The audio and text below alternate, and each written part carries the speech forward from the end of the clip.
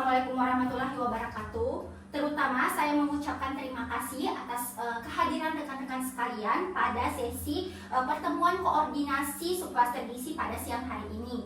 Di mana tentunya pada kali ini sudah hadir di antara kita semua perwakilan-perwakilan dari subklaster gizi, dan tentunya rapat kali ini akan dipandu oleh saya, yaitu adalah Vina Aprilia selaku koordinator subklaster gizi. Nah, di mana pertemuan pada hari ini sangat penting karena pertemuan hari ini merupakan salah satu langkah dalam mengatasi permasalahan gizi yang ada di Provinsi Sanubari. Di mana seperti yang kita ketahui bahwa baru-baru ini terjadi gempa di Provinsi Sanubari 7,2 skala Richter dan berdampak pada 3 kabupaten atau kota. Nah, di mana gubernur juga sudah menetapkan status tanggap darurat selama 14 hari. Nah, di mana pada rapat hari ini ada 2 agenda utama yang akan kita bahas. Nah, yang pertama itu adalah analisis situasi melalui pemaparan profil Provinsi Sanubari. Nah, kemudian yang kedua itu adalah pemaparan tugas oleh setiap perwakilan, di mana perwakilan tentunya rekan-rekan yang sudah hadir pada hari ini. Nah, di mana pemaparan ini berguna untuk sebagai persiapan kajian dampak bencana pada Provinsi Sanubari. Nah, sebelum kita memulai rapat, alangkah baiknya segala sesuatu itu diawali dengan doa. Mari kita berdoa sesuai kepercayaan masing-masing. Berdoa dimulai.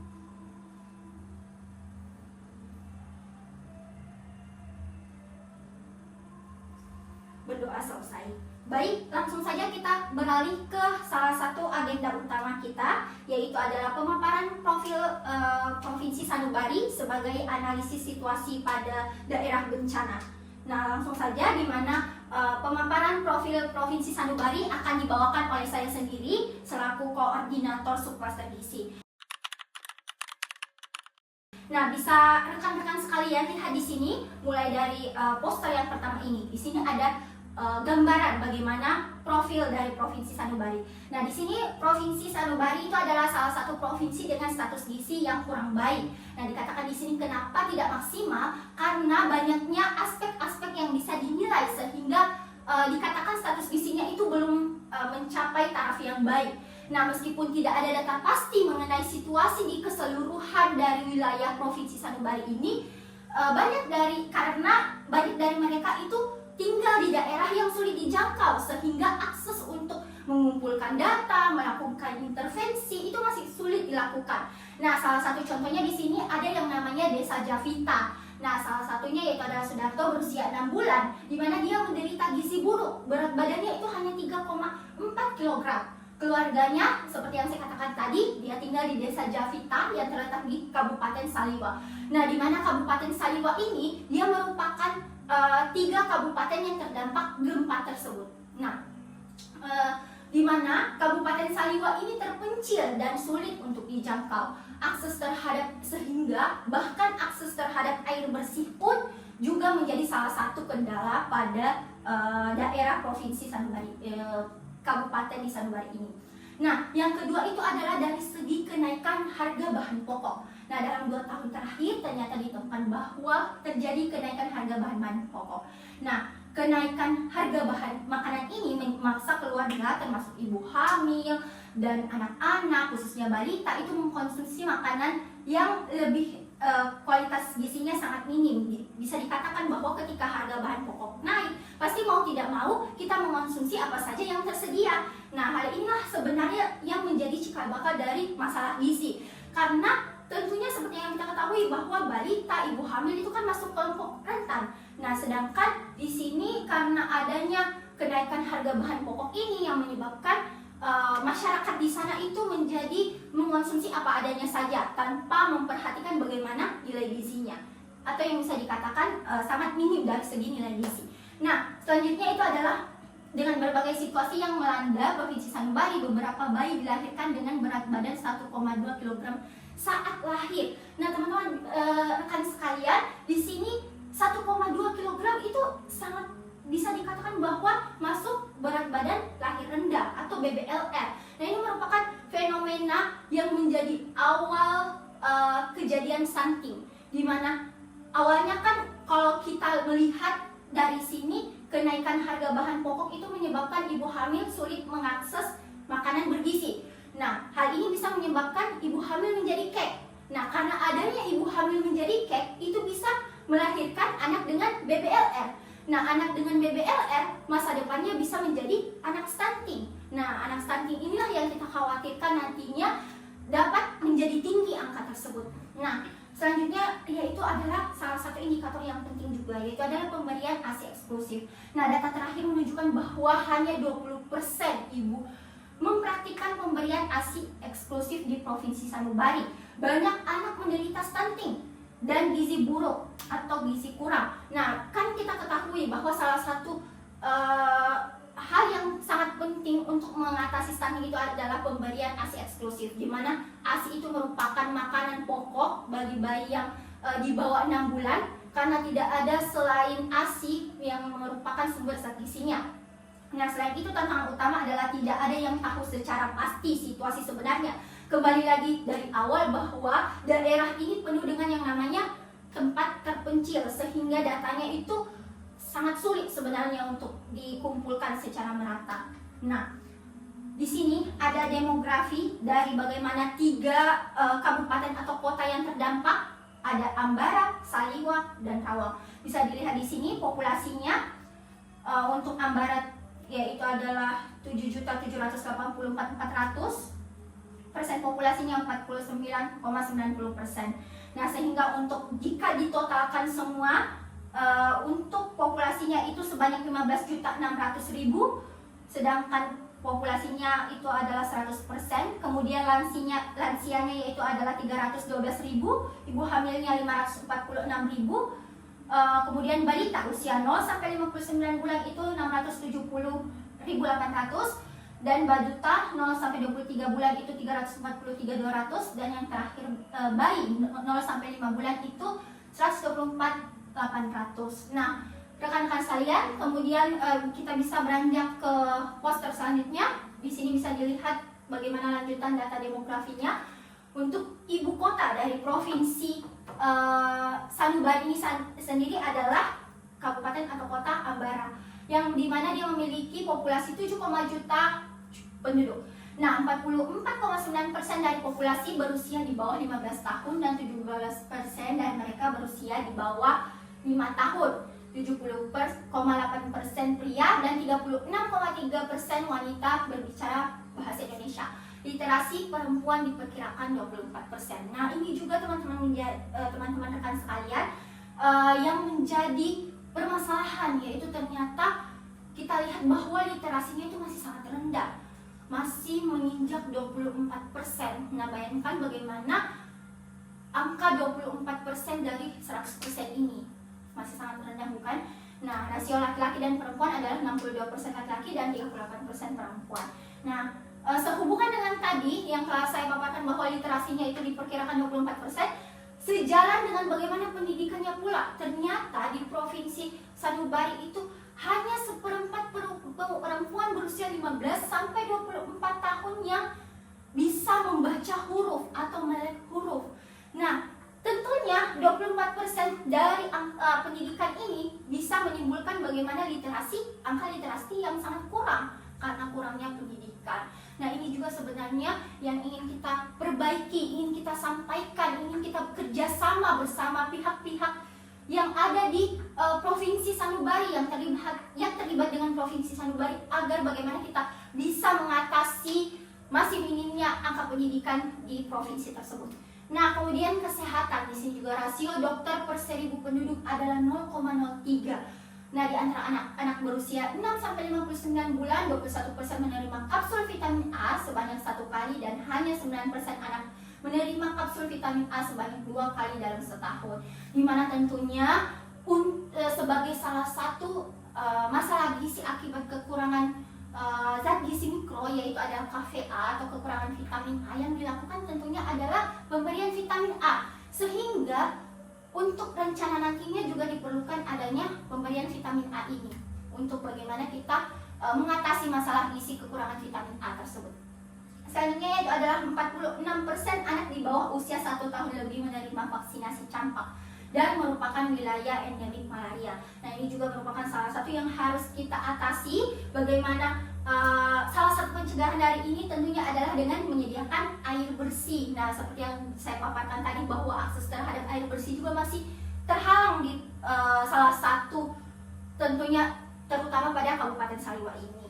Nah, kemudian dari segi gizi di sini. Nah, bisa rekan-rekan sekalian lihat berdasarkan data laporan rutin terakhir diperoleh data status gizi di Provinsi Sanubari sebagai berikut. Nah, di sini ada cakupan ASI eksklusif itu 20%, hanya 20%. Nah, ini sebenarnya data-data yang tertera ini merupakan misi utama kita untuk mengatasi segala masalah gizi yang ada di sini. Kemudian ada juga anemia pada balita sebanyak 57%. Kemudian prevalensi juga anemia pada wanita hamil. Nah, anemia pada wanita hamil ini juga bisa dikatakan sangat urgent karena bisa berdampak tidak hanya pada ibunya sendiri tetapi juga bisa berdampak pada janinnya. Kemudian prevalensi anemia pada usia reproduksi, salah satu contohnya anemia pada remaja putri yang paling sering terjadi sebanyak 44,4%. Kemudian prevalensi gizi kurang sebanyak 19%, prevalensi gizi buruk sebanyak 6,3%. Nah, jika kita lihat secara keseluruhan, itu kita bisa lihat betapa pentingnya kita mengatasi masalah gizi pada provinsi ini. Nah, jika kita bagi lagi ke dalam 3 kabupaten atau kota yang terdampak ini, untuk persen gizi kurangnya bisa rekan-rekan lihat sekalian bahwa di antara yang 3 ini yang tertinggi ada pada kabupaten atau kota Saliwa, di mana yang paling tinggi itu persen gizi kurangnya adalah 27%, sedangkan gizi buruknya ada 10,9%. Jadi bisa saya katakan bahwa salah satu kabupaten atau kota yang menjadi prioritas dalam Provinsi Sanubari dari segi gizi kurang dan gizi buruk ini yaitu adalah kabupaten atau kota Saliwa. Nah, yang terakhir yaitu dari segi kebijakan kesehatan dan gizi. Nah, di mana di sana itu pasien diharuskan membayar semua kecuali perawatan yang paling mendasar. Nah, ini juga sebenarnya sangat penting bagi kita karena beberapa masyarakat itu, apalagi masyarakat yang khususnya masyarakat kurang mampu, itu kesulitan untuk akses terhadap fasilitas atau pelayanan kesehatan. Nah, di mana sudah ada juga dukungan dari pemerintah untuk menyediakan obat-obatan penting untuk anak-anak dan wanita hamil tanpa biaya. Nah, kebijakan gizi nasional di Indonesia mencakup distribusi vitamin A, zat besi, dan pemantauan dan promosi tumbuhan. Nah, kemudian ada dari segi air dan sanitasi. Nah, ketersediaan air di Provinsi Sanubari bervariasi antara daerah. Bisa dilihat juga pada sebelumnya kan ada satu daerah itu yang betul-betul akses terhadap air bersihnya masih terbatas. Nah, di daerah yang dekat sungai air tersedia sangat banyak, akan tetapi sangat sulit di daerah lainnya. Secara umum sumber air sangat terbatas untuk sepanjang tahun. Nah, di sini juga bisa kita lihat bahwa meskipun ada beberapa daerah yang sudah bisa mengakses air, namun belum bisa dikatakan bahwa air tersebut sudah masuk air yang bersih. Sehingga hal ini juga kita takutkan jika digunakan atau dipakai oleh masyarakat itu bisa menimbulkan yang namanya infeksi, karena salah satu kontaminasi paling sering terjadi adalah tentunya melalui air yang tidak bersih. Nah, yang terakhir adalah ketahanan pangan. Dari segi ketahanan pangan, nah, Provinsi Sanubari merupakan wilayah dengan kerawanan paling tinggi akibat banjir yang sering terjadi. Bisa kita katakan bahwa ini salah satu dampak akibat yang adanya juga bencana seperti banjir yang menyebabkan kerawanan pangan. Tentunya kalau pangan terendam banjir itu kan menjadi semuanya tidak bisa digunakan secara baik. Nah, hal ini menyebabkan 20% dari populasi mengalami kerawanan pangan tingkat sedang. Nah, berdasarkan kajian, keluarga hanya dapat mengkonsumsi protein hewani 1 kali seminggu. Bayangkan teman-teman. Di sini teman-teman rekan sekalian, seperti yang kita ketahui bahwa kita itu kan harus mengkonsumsi protein hewani 3 kali dalam sehari. 3 kali makanan utama kita semuanya harus mengandung protein hewani. Apalagi pada kelompok-kelompok rentan, misalnya ibu hamil itu kan kita cegah agar tidak anemia. Nah, salah satunya tentunya dengan mengonsumsi protein hewani. Begitu pula dengan balita untuk mendukung pertumbuhan pertumbuhan, untuk mendukung perkembangannya, tentunya harus dengan protein hewani. Nah, tapi di sini kita lihat bahwa ternyata konsumsi protein hewaninya hanya 1 kali seminggu. Nah, bisa kita tahu bahwa salah satu juga yang menyebabkan adanya gizi kurang dan gizi buruk ini yaitu adalah terbatasnya konsumsi protein hewani itu sendiri. Kemudian saya lanjut, sementara gagal panen telah terjadi dan menyebabkan keluarga lebih sering mengonsumsi karbohidrat saja sebagai makanan utama. Nah, di sini secara keseluruhan mengenai ketahanan pangan bisa kita katakan bahwa masih sangat kurang. Di sini dikatakan bahwa makanannya itu masih didominasi oleh sumber karbohidrat saja, tanpa kita di sini belum sampai melihat bagaimana konsumsi sayuran, buah-buahan. Kita lihat dari segi protein hewaninya saja sudah kecil dan hanya didominasi oleh karbohidrat saja. Nah, baik rekan-rekan sekalian, mungkin itu saja pemaparan saya sebagai awal dari agenda rapat kita pada hari ini, yaitu adalah bagaimana analisis situasi. Saya harap teman-teman sudah bisa memahami bagaimana pentingnya, bagaimana urgentnya situasi dari profil Provinsi Sanubari ini sendiri, sehingga kita harus bergerak secara cepat dalam mengatasi seluruh masalah yang ada di Provinsi Sanubari ini. Nah, kita beralih ke agenda selanjutnya, yaitu adalah pemaparan tugas sebagai perencanaan dampak kajian bencana yang dilakukan oleh perwakilan oleh rekan-rekan sekalian. Oleh karena itu, saya persilahkan untuk yang pertama, yaitu adalah dari perwakilan aksi cepat tepat. Maka dari itu, Saudari Nirmalasari, saya persilahkan. Baik rekan-rekan sekalian, terima kasih atas kesempatan yang telah diberikan kepada saya. Perkenalkan, saya Nirmalasari dari Lembaga Aksi Cepat Tepat.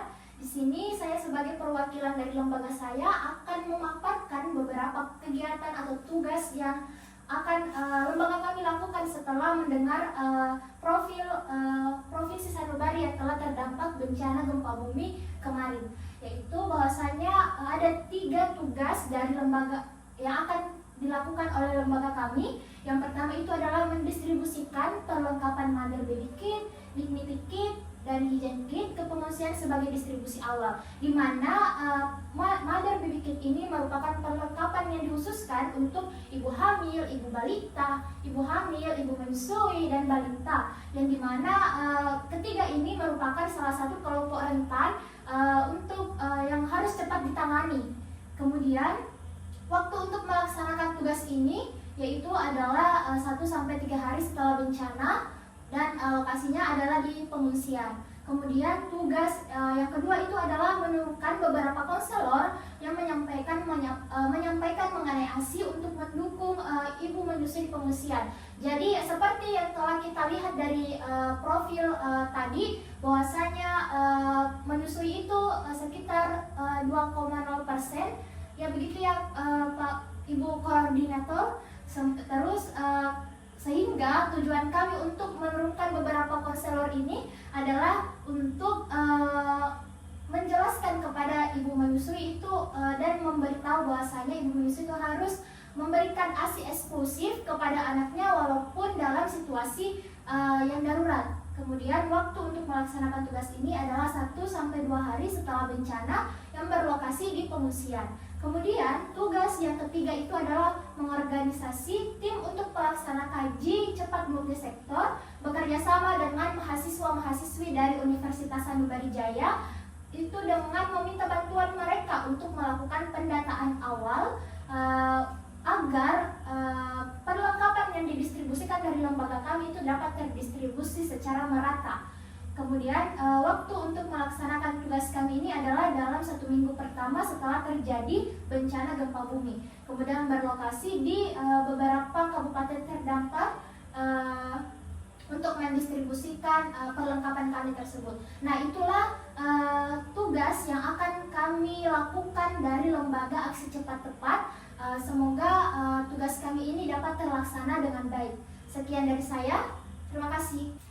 Baik, terima kasih atas pemaparan oleh Lembaga Aksi Cepat Tepat dalam tugasnya. Selanjutnya saya alihkan ke Lembaga Persagi, Persatuan Ahli Gizi Indonesia, untuk memaparkan bagaimana tugas yang akan dilaksanakan. Waktu dan tempatnya saya persilahkan.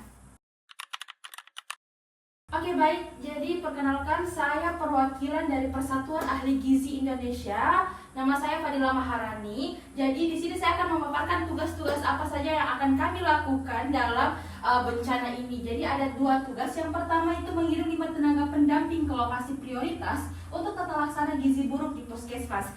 Jadi nanti saya akan meminta 5 rekan saya yaitu ahli gizi untuk datang langsung ke lokasi terdampak. Jadi waktu yang akan dilaksanakannya itu dalam 1 minggu pertama. Adapun lokasinya yaitu puskesmas dan vaskes di lokasi prioritas, yaitu ada Kabupaten Saliwa yang pertama, yang kedua Ambara, dan yang ketiga Rawang.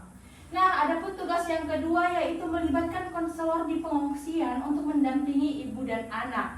Nah, adapun waktunya itu sama dalam 1 minggu pertama. Lokasinya juga sama, yaitu puskesmas dan fasilitas kesehatan di lokasi prioritas, yaitu Kabupaten Saliwa, Kabupaten Ambara, dan Kabupaten Rawang.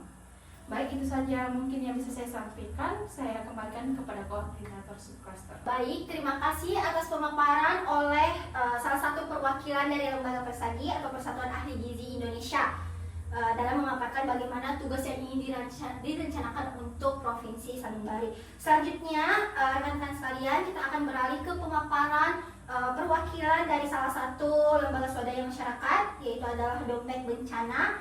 Kepada saudari rekan Hikmayati, saya persilahkan untuk memaparkan tugasnya. Baik, terima kasih atas kesempatannya. Perkenalkan, nama saya Hikmayanti dari Lembaga Dompet Bencana. Di sini saya sebagai perwakilan lembaga ini, saya akan memaparkan rencana atau kegiatan yang telah kami diskusikan untuk mengatasi gempa bumi yang telah terjadi di Provinsi Sanubari.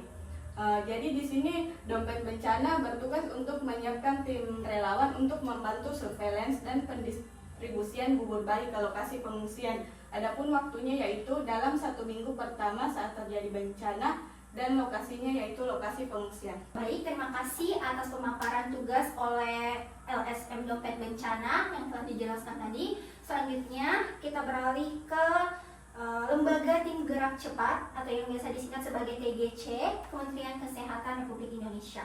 Kepadanya, waktu dan tempat saya persilahkan. Baik, perkenalkan, nama saya Mutia Gaisani dari Lembaga Tim Gerak Cepat yang bertugas memastikan pengiriman pemberian makanan tambahan ibu hamil 2,81 ton dan PMT balita 3 ton tiba sesuai rencana dalam 1-2 minggu pertama di lokasi pengiriman PMT. Adapun tugas keduanya melakukan pelatihan teknis bagi mitra lokal tentang pengelolaan gizi buruk di pengungsian dalam 1-2 minggu pertama di lokasi pengungsian. Baik, terima kasih atas pemaparan untuk tugas dari Tim Gerak Cepat atau TGC Kementerian Kesehatan Republik Indonesia. Selanjutnya kita beralih ke salah satu lembaga swadaya masyarakat, yaitu adalah BSM Umat. Kepada saudari perwakilan, saya persilahkan untuk memaparkan rencana tugasnya. Baik, terima kasih atas kesempatan yang telah diberikan. Perkenalkan, saya Mala dari lembaga BSM Umat. Nah, di sini saya sebagai perwakilan dari lembaga BSM untuk memaparkan tugas yang akan kami laksanakan untuk menangani gempa bumi yang terjadi di Provinsi Sanubari kemarin. Jadi bahwasanya kami ini akan menyediakan bahan untuk dapur umum khususnya untuk MPASI dan mengkoordinasi dengan tenaga lokal seperti relawan, masyarakat yang terdampak untuk membantu kami dalam pelaksanaan dapur umum tersebut. Di mana waktunya ini adalah sesegera mungkin setelah terjadi bencana, yang dimana lokasinya ini adalah di dapur umum pengungsian. Itu saja dari lembaga kami. Sekian, terima kasih. Baik, terima kasih atas pemaparan oleh perwakilan dari lembaga BSM Umat. Selanjutnya yaitu adalah pemaparan dari perwakilan mahasiswi Universitas Sanubari Jaya dalam memaparkan bagaimana kira-kira penugasan dari program yang diinginkan. Oleh karena itu, waktu dan tempatnya saya persilahkan. Baik, terima kasih atas kesempatannya. Perkenalkan, saya Safitri selaku perwakilan dari Universitas Sanubari Jaya. Di sini saya akan memaparkan apa saja tugas-tugas yang akan saya lakukan dalam dampak bencana ini. Jadi tugas yang pertama yaitu melakukan survei kebutuhan awal di lokasi prioritas. Jadi kami di sini akan mensurvei apa sih kebutuhan-kebutuhan dari masyarakat atau orang-orang yang terdampak dalam bencana ini. Jadi waktunya itu dalam 1 minggu pertama ini, di mana lokasinya yaitu lokasi prioritas terdampak, di mana prioritas kami itu yang pertama adalah Kabupaten Saliwa, yang kedua Kabupaten Ambara, dan yang ketiga Kabupaten Rawang. Nah, tugas yang kedua yaitu mendata lokasi target distribusi bahan makanan anak dan bayi, di mana bekerja sama dengan aksi cepat tepat. Dalam waktunya itu dalam 1 minggu pertama, di mana lokasinya yaitu juga lokasi prioritas terdampak, yaitu ada di Kabupaten Saliwa, Ambara, dan Rawang. Baik, itu saja mungkin yang bisa saya paparkan. Saya kembalikan kepada koordinator Submaster Gizi. Baik, terima kasih atas pemaparan oleh salah satu mahasiswi dari Universitas Sanubari Jaya. Selanjutnya dari perwakilan lembaga terakhir, yaitu adalah dari media. Waktu dan tempatnya saya persilahkan.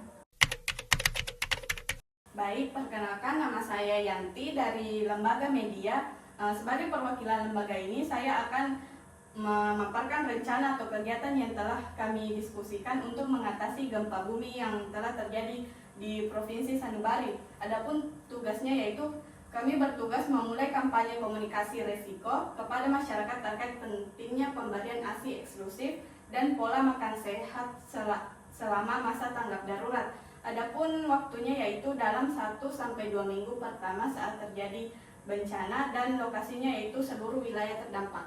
Baik, mungkin itu saja dari pemaparan oleh seluruh perwakilan-perwakilan. Terutama saya ingin mengucapkan terima kasih karena saya terkesan mengenai seluruh pemaparan perencanaan program yang rekan-rekan perwakilan dari lembaga yang telah dipaparkan. Nah, selanjutnya untuk bagaimana kita mendalami tugas-tugas yang telah dipaparkan tersebut, maka saya adakan yang namanya sesi diskusi antar perwakilan teman-teman sekalian. Nah, oleh karena itu saya persilakan jika ada yang ingin sekiranya didiskusikan, boleh mengangkat tangannya. Baik, saya interupsi. Baik, saya persilahkan kepada perwakilan mahasiswa Universitas Sanubari Jaya. Baik, terima kasih atas kesempatannya. Jadi di sini saya ingin bertanya atau mendiskusikan terkait dari lembaga BSM ya. Jadi di sini saya ingin bertanya apakah bisa secepatnya terlaksana tersedianya dapur umum, dan juga saya ingin bertanya apakah dapur MPASI itu akan digabung dengan dapur umum. Terima kasih. Baik, terima kasih atas pertanyaan yang telah diberikan kepada lembaga kami. Untuk jawaban yang pertama itu bahwasannya dapur umum itu setelah terjadi bencana pasti akan cepat direalisasikan, karena dapur umum ini salah satu hal yang paling dibutuhkan selama di pengungsian, dan bahwasanya pasti dapur umum ini telah disediakan oleh pemerintah dan akan bekerja sama dengan koordinator cluster gizi. Nah, untuk jawaban yang kedua itu bagaimana apakah dapur umum itu digabung dengan dengan MPASI. Nah, bahwasanya untuk dapur umum dan dapur MPASI itu akan kami pisah, karena seperti yang diketahui bahwasanya MPASI itu cara pembuatannya tidak sama dengan dapur umum, dan agar MPASI itu tidak terkontaminasi dengan bahan-bahan lainnya. Itu saja. Baik, terima kasih atas jawabannya. Baik, terima kasih atas jawaban oleh LSM BSM Umat. Nah, untuk saudari mahasiswi, sama seperti yang dikatakan tadi bahwa saya ingin menambahkan sedikit di bagian pemisahan antara dapur umum dengan dapur MPASI. Saya sangat setuju dengan bagaimana perwakilan dari BSM Umat bahwa sebaiknya memang harus dipisah, karena seperti yang kita ketahui bahwa antara balita dengan yang umum itu kita harus pisah bagaimana bahan-bahannya, karena kan kita juga untuk dalam memasak, dalam menyiapkan segala sesuatu itu harus tetap berbeda. Nah, mungkin itu saja. Selanjutnya, apakah masih ada yang ingin didiskusikan? Baik, jika tidak ada lagi yang ingin didiskusikan, oleh karena itu saya rasa semuanya sudah jelas, dan saya rasa semua tugas-tugas dan program yang telah direncanakan ini sudah bisa disepakati. Bagaimana rekan-rekan sekalian, apakah sudah disepakati? Sepakat. Baik, oleh karena itu dengan sepakatnya kita semua, saya mengucapkan banyak terima kasih atas komitmen semua bagaimana perencanaan mengatasi masalah gizi di Provinsi Sanubari ini. Saya harap semua langkah yang telah disepakati dapat berjalan sedemikian rupa sesuai dengan rencana, dan tentunya tidak terlepas kita harus bekerja sama satu sama lain meskipun rekan-rekan sekalian berada di lembaga yang berbeda. Namun saya berharap kita berada di subklaster gizi ini, kita bekerja satu sama lain. Jika ada kekurangan, mungkin satu sama lain bisa saling membantu. Begitu pula saya di sini sebagai koordinator subklaster gizi. Jika ada sesuatu yang ingin disampaikan, maka itu bisa disampaikan segera. Nah, oleh karena itu, akhir kata, terima kasih atas kesempatan yang telah diberikan. Kurang dan lebihnya mohon dimaafkan. Wassalamualaikum warahmatullahi wabarakatuh. Waalaikumsalam warahmatullahi wabarakatuh. Terima kasih.